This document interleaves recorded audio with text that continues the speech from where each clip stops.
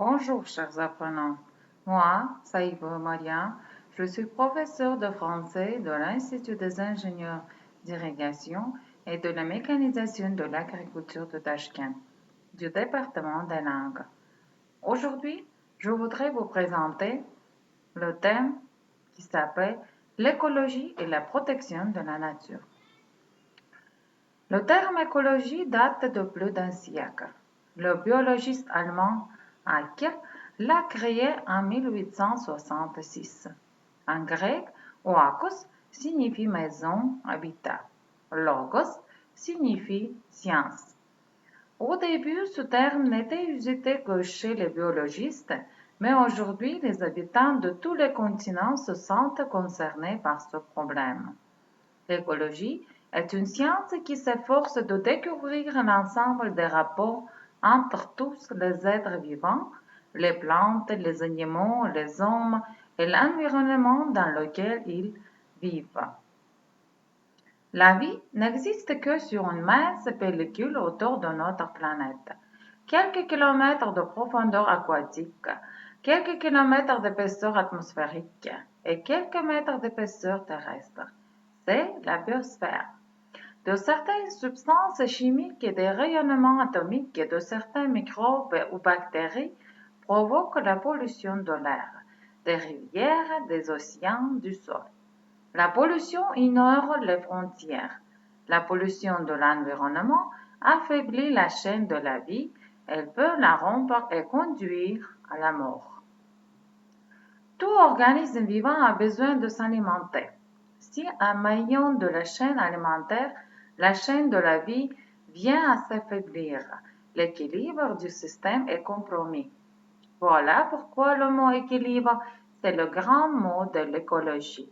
Le but de l'écologie, c'est d'étudier les conditions du développement équilibré de la vie pour protéger la nature. Actuellement, la protection de la nature est devenue l'une des principales tâches socio-économiques. Outre les spécialistes, toute la population, surtout les gens, doivent participer à sa solution. Plus loin, les mots nouveaux et les questions. Et plus loin, exercice. Exercice 1, traduisez en ouzbek. Exercice 2, traduisez en français. Et le nouveau thème du grammaire, c'est les adjectifs interrogatifs. Quel le masculin, quel la féminine, quel pluriel masculin et quel féminin pluriel.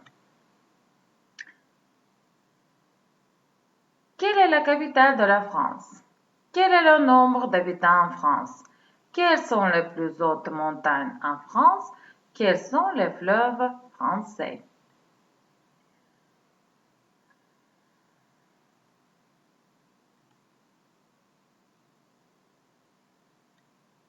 Et ici, les exercices du grammaire. Exercice 1, exercice 2. Remplacez les points par un pronom interrogatif composé. Lequel, lequel, laquelle, lesquels. Complétez. Avec quel. Et ici, les mots croisés du pluriel. C'est la classe. C'est la fin de notre leçon et le devoir. Lisez le texte et traduire.